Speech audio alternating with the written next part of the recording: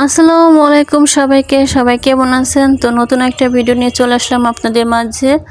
তো এই যে দুপুরে রান্না বান্নার জন্য আমি এখানে তরকারি কাটতেছি। তো এখন আমি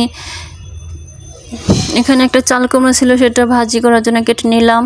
আর ঢেঁড়স আলু দিয়ে মাছ দিয়ে রান্না করব, এই জন্য আলু আগে কেটে নিয়েছিলাম। আলু আর ঢেঁড়স একসাথে ধুয়ে নিয়েছি। এখন ঢেঁড়সগুলো আমি লম্বা লম্বা করে কেটে নিব। কেটে নিয়ে এই যে আলুগুলো একসাথে রেখে দিব, ঢেঁড়স আর আলু, যেহেতু আলু আমি ভালো করে ধুয়ে নিয়েছি। এই যে আলুগুলো তুলে নিলাম। আর এখানে হচ্ছে আমি পেঁয়াজ ছিলে এই পানিতে দিয়ে দিব, তারপর ভালো করে ধুয়ে পেঁয়াজ, কাঁচামরিচ, রসুন এগুলো কেটে নিব। আর এই যে আমার কাটাকাটি শেষ, এখন আমি রান্নাঘরে চলে যাব। তার এখানে রান্নাঘরে আমি আগে ভাত বসিয়ে রেখেছিলাম। তো এটা হচ্ছে লাইনের চুলা, অল্প গ্যাস আছে, এখানে ঢিম ঢিম করে ভাত হইতেছে। আর এখন আমি গ্যাস সিলিন্ডারের চুলায় হতেছে যে ভাজিটা বসিয়ে দিলাম। এই যে একটু লবণ দিয়ে দিলাম আর পানি দিয়ে ভালো করে নাড়াচাড়া করে মিশিয়ে একটু বলক দিয়ে নিব।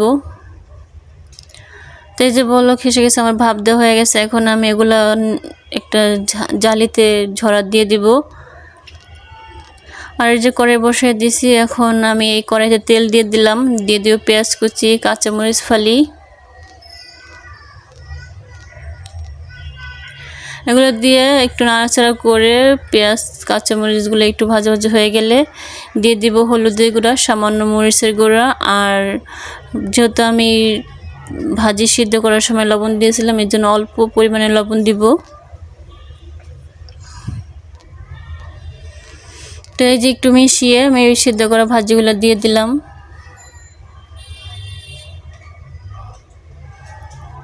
ভালো করে নাড়াচাড়া করে মিশিয়ে নিব মশলাটা ভাজির সাথে।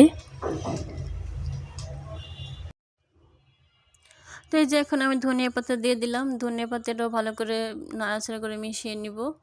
তারপরে ধনিয়া পাতাটা ভালো করে সিদ্ধ হয়ে গেলে একটু পানিটা শুকনো শুকনো করে আমি নামিয়ে নিব ভাজিগুলা। তো যারা যারা আমার ভিডিওগুলো দেখেন,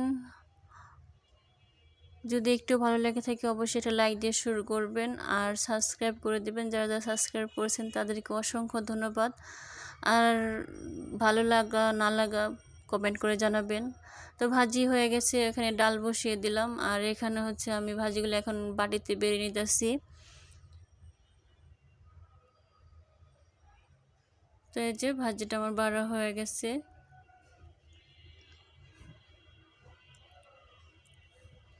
তো এইদিকে হচ্ছে এই যে ডাল বলক এসে গেছে, এখন আমি এই ডালগুলো হচ্ছে লাইনে চুলায় বসিয়ে দেবো, আস্তে আস্তে ফুটবে। আর এখানে আমি তরকারি রান্না করব, এই জন্য কড়াই দিয়ে ভালো করে গরম করে নিয়েছি আর তেলও গরম করে নিয়েছি। এখন এই যে ছিঙ্গেলে আমি মাছের মাথাটা ভেজে নিলাম, কারণ মাছের মাথা মাছ একসাথে দিলে মাথাটা ভালো করে ভাজা হয় না, এর জন্য মাথাটা আগে ভেজে নিলাম। আর এখন এই যে মাছগুলো আমি একসাথে সব ভেজে নিব। তো মাছ ভেজে নামিয়ে নিয়েছি, আর ওই তেলে আমি পেঁয়াজ কুচি দিয়ে দিলাম। পেঁয়াজ কুচি একটু ভাজা ভাজা হয়ে গেলে দিয়ে দিব আদা রসুন বাটা। এটা একটু নাড়াচাড়া করে একটু ভাজা ভাজা করে নিব। তারপরে হলুদের গুঁড়া, মরিচের গুঁড়া, জিরার গুঁড়া, ধনিয়া গুঁড়া দিব আর লবণ একসাথে দিয়ে আমি পানি দিয়ে মশলা কিছুক্ষণ কষিয়ে নিব।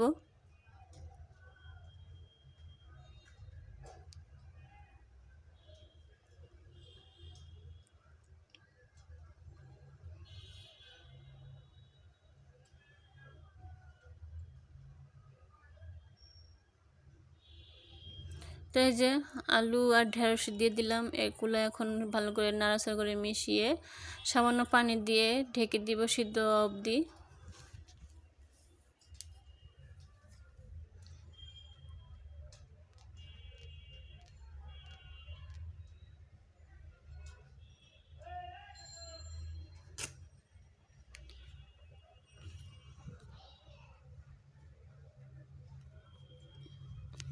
তো এখানে যে মাছগুলো ভেজে রেখে দিয়েছি আর লাইনে চলে ডাল বসিয়ে রেখেছি, ডালগুলো আস্তে আস্তে ফুটতেছে।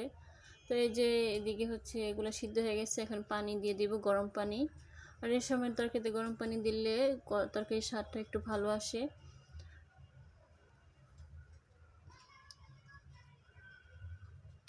তো এই যে তরকারি বলক এসে গেছে, এখন আমি মাছগুলো দিয়ে দিলাম আর একটু রান্না করে নামিয়ে নেব আমি। তো এই তরকারিটা এখন নামিয়ে নিব।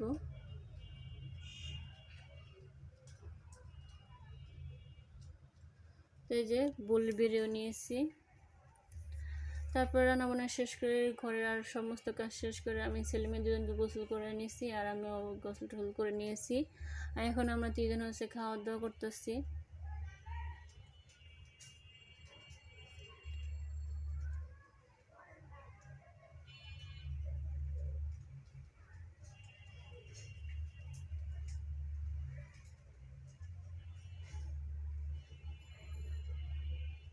আর এটা হচ্ছে বিকালবেলা, বহুদিন ধরে অনেক গরম পড়তেছে, তো চা খাওয়া হয় না, অনেকদিন হয়েছে, এই জন্য আজকে একটু বৃষ্টি হয়েছে, ভাবলাম একটু চা খাই।